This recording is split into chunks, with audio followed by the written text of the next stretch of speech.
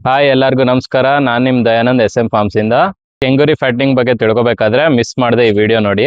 ನಂಗೆ ಸುಮಾರು ಜನ DM ಮಾಡ್ತಿದ್ರಿ ಮತ್ತೆ ಕಾಲ್ ಮಾಡ್ತಿದ್ರಿ, ಮರಿಗಳು ಹೇಗೆ ತರೋದು ಮತ್ತೆ ಅದ್ರ ಮೇಂಟೆನೆನ್ಸ್ ಹೇಗೆ, ಅದ್ರ ಬಗ್ಗೆ ಸ್ವಲ್ಪ ಇನ್ಫಾರ್ಮೇಶನ್ ಕೊಡಿ ಅಂತ.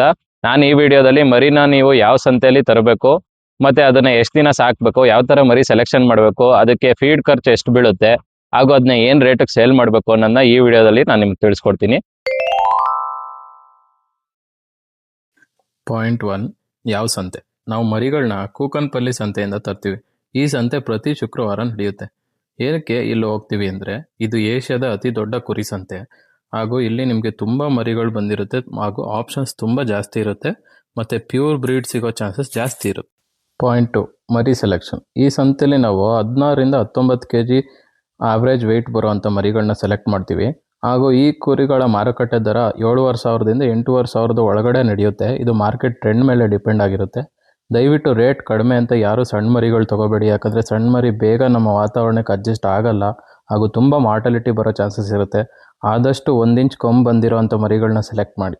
ಹಾಗೂ ಮರಿಗಳ ಬಗ್ಗೆ ಐಡಿಯಾ ಇರೋವಂಥವ್ರನ್ನ ಸಂತೆ ಕರ್ಕೊಂಡೋಗಿ ಅವ್ರು ನಿಮಗೆ ಸರಿಯಾದ ರೀತಿಯಲ್ಲಿ ಗೈಡೆನ್ಸ್ ಮಾಡಿ ಒಳ್ಳೆ ಮರಿಗಳನ್ನ ನಿಮಗೆ ತಕ್ಕೊಡ್ತಾರೆ. ಈ ಮರಿಗಳನ್ನ ತಂದ ತಕ್ಷಣ ಬೆಲ್ಲದ ನೀರು ಕೊಡಿಸಿ ಒಂದಿನ ವಾತಾವರಣಕ್ಕೆ ಸೆಟ್ ಆಗಕ್ಕೆ ಬಿಟ್ಟು ಆ ಸೀಸನಲ್ ವ್ಯಾಕ್ಸಿನ್ ಯಾವುದಿರುತ್ತೆ ಅದನ್ನು ಮಾಡಿಸಿ. Thank you.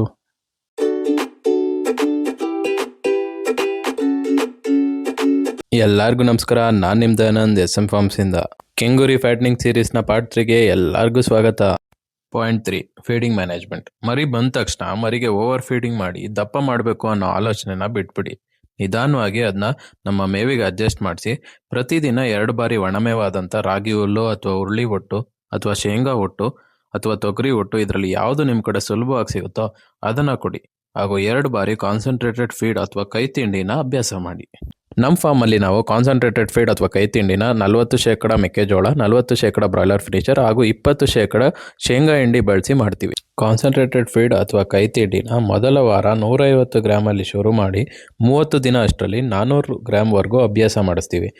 ಮುಂದಿನ 15 ದಿನ ಇಂಟೆನ್ಸ್ ಫೀಡಿಂಗ್ ಮಾಡಿ ಮರಿಗಳನ್ನ 550 ಗ್ರಾಮ್ ಕೈ ತಿಂಡಿಗೆ ಅಡ್ಜಸ್ಟ್ ಮಾಡ್ತೀವಿ. ಕೊನೆಯ 45 ದಿನ ಕೈ ತಿಂಡಿನ 600 ಗ್ರಾಮಿಗೆ ಸೆಟ್ ಮಾಡಿ ಮರಿಗಳನ್ನ ರ್ಯಾಪಿಡ್ ಫ್ಯಾಟ್ನಿಂಗ್ ಮಾಡಿ 90 ಡೇಸ್ಗೆ ಸೇಲ್ ಮಾಡ್ತೀವಿ. Thank you. ಎಲ್ಲರಿಗೂ ನಮಸ್ಕಾರ. ನಾನು ನಿಮ್ಮ ದಯಾನಂದ್ SM ಫಾರ್ಮ್ಸಿಂದ. ಕೆಂಗೂರಿ ಫ್ಯಾಟ್ನಿಂಗ್ ಸೀರೀಸ್ ಪಾರ್ಟ್ 4ಗೆ ಎಲ್ಲರಿಗೂ ಸ್ವಾಗತ.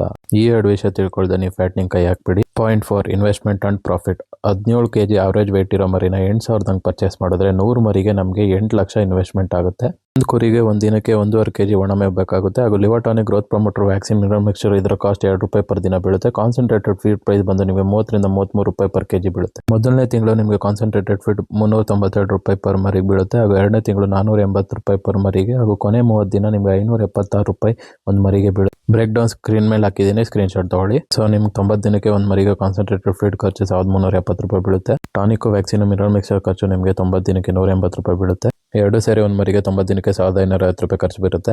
ಸೊ 2 ಸೇರಿ 90 ದಿನಕ್ಕೆ ನಿಮಗೆ ಒಂದು ಮರಿಗೆ 8,000 ಪ್ಲಸ್ 1550 9,550 ರೂಪಾಯಿ ಖರ್ಚು ಬೀಳುತ್ತೆ. ಒಂದು ಮರಿ ಒಂದು ತಿಂಗಳಿಗೆ 5 kg ಜಾಸ್ತಿ ಆದರೂ 90 ದಿನಕ್ಕೆ ಒಂದು ಮರಿ 15 kg ಜಾಸ್ತಿ ಆಗುತ್ತೆ. ಸೊ 90 ದಿನಕ್ಕೆ 17 kg ಪ್ಲಸ್ 15 32 kg ನೀವು ಒಂದು ಕುರಿ ದಪ್ಪ ಆಗುತ್ತೆ. ಒಂದು ಮರಿಗೆ ನಿಮಗೆ 12,160 ರೂಪಾಯಿ ಸಿಗುತ್ತೆ. ಸೊ ಈ ಮೈನಸ್ ಇನಿಷಿಯಲ್ ಇನ್ವೆಸ್ಟ್ಮೆಂಟ್ 9,540 ಮಾಡಿದ್ರೆ 2,610 ರೂಪಾಯಿ ನಿಮ್ಗೆ ಒಂದು ಮರಿಗೆ ಸಿಗುತ್ತೆ. ಹಾಗೂ 100 ಕುರಿಗೆ 2,61,000 ರೂಪಾಯಿ ಸಿಗುತ್ತೆ. ಸೊ ನಿಮ್ಮ 100 ಮರಿಯಲ್ಲಿ 10 ಮರಿ ಸತ್ರೂ you are still left with 1,65,500 profit. Basically ನೀವು ಮಾಡಿರೋ ಇನ್ವೆಸ್ಟ್ಮೆಂಟ್ ಮೇಲೆ 27% ಪ್ರಾಫಿಟ್ ಸಿಗುತ್ತೆ with 0% mortality. Even with 10% mortality ನಿಮಗೆ 17% ಪ್ರಾಫಿಟ್ ಸಿಗುತ್ತೆ. ನೆನ್ಪಿಡಿ, ಒಣಮೇವು ಕಾಸ್ಟ್ ಇದರಲ್ಲಿ ಆ್ಯಡ್ ಮಾಡಿಲ್ಲ, ಅದನ್ನ ನೀವೇ ಬೆಳ್ಕೋಬೇಕು. ಹಾಗೂ ಈ ಪ್ರಾಫಿಟ್ ಕ್ಯಾಲ್ಕುಲೇಷನ್ ಬರೀ 90 ಡೇಸ್ಗೆ ಮತ್ತು ಒಂದು ಬ್ಯಾಚ್ಗೆ. ಈಗ ಫ್ಯಾಟ್ನಿಂಗ್ ಸೀರೀಸ್ನ ಎಂಡ್ ಮಾಡ್ತಾ ಇದ್ದೀನಿ. ಏನಾದ್ರು ಕ್ವಶನ್ಸ್ ಇದ್ದರೆ ಕಮೆಂಟ್ ಬಾಕ್ಸಲ್ಲಿ ತಿಳಿಸಿ. Thank you.